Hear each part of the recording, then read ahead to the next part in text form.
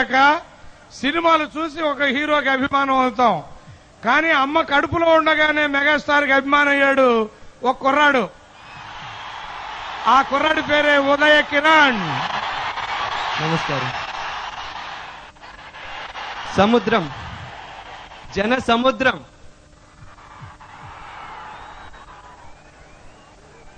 ఈ జన సముద్రం నుంచే వచ్చిన ఒక బొట్టుని నేను. ఈరోజు ఈ సముద్రం ఇక్కడ ఉందంటే దానికి ఒక కారణం ఉంది. ఇది ఓ సభ కాదు, ఇంద్ర మహాసభ. ఈ సభ చూస్తుంటే నా చిన్ననాటి విషయం ఒకటి చెప్పుకోవాలని ఉంది. నా లైఫ్ లో ఒకే ఒక కోరిక ఉండింది. ఎలాగన్నా వచ్చి నా మెగాస్టార్ చెయ్యి పట్టుకోవాలను, ఆయన ఒకసారి ముట్టుకుంటే చాలను అనిపించి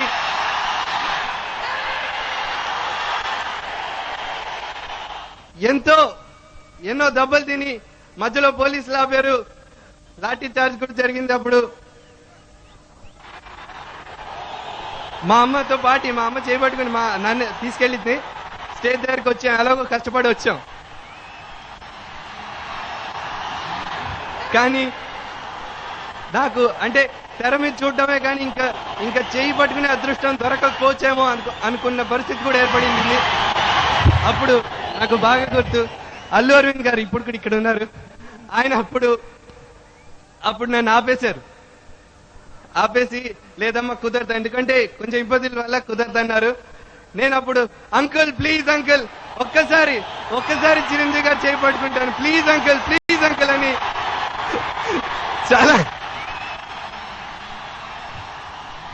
చాలా రిక్వెస్ట్ చేశాను.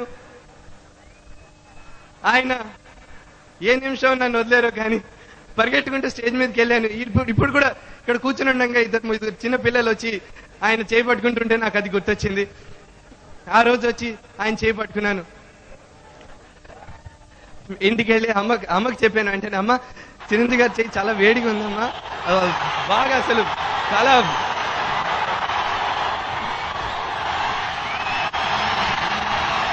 ఆ రోజు నేను చిరంజీవి గారిని చూసినప్పటి నుంచి ఇంకా అప్పటికే అంటే సినిమాలో చూసి ఇంకా మళ్ళీ బయట చూసి అసలు ఇంకా మొత్తం ఆయనే మైండ్కి ఎక్కేశారు. ఇంకా ఇంట్లో చిరంజీవి, స్కూల్లో క్లాస్లో కూర్చున్న చిరంజీవి గారి సినిమాల్లో ఆయన చేసిన డాన్సులు, ఇంటికి పిలిచి మరి ఆయన పాటలు పెట్టి ఎగిరి చూపించేవాళ్ళని మా వాళ్ళందరికీ. అలాగే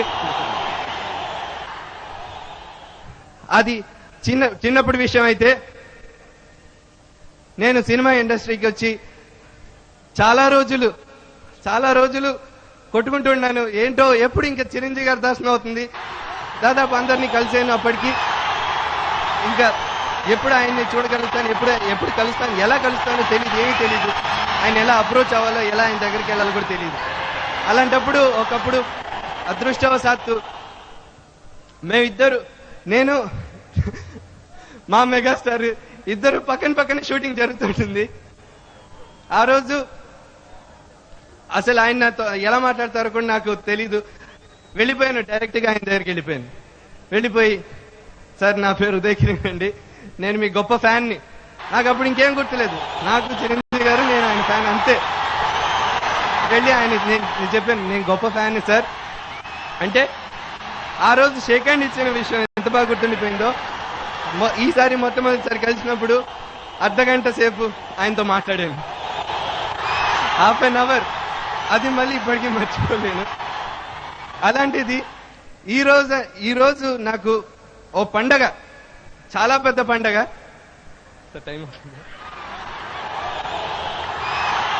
ఈరోజు నాకు చాలా పెద్ద పండగ, ఎందుకంటే ఓ రోజంతా చిరంజీవి గారితో గడిపే అవకాశంగా దొరికింది. ఒక్క రోజు మొత్తం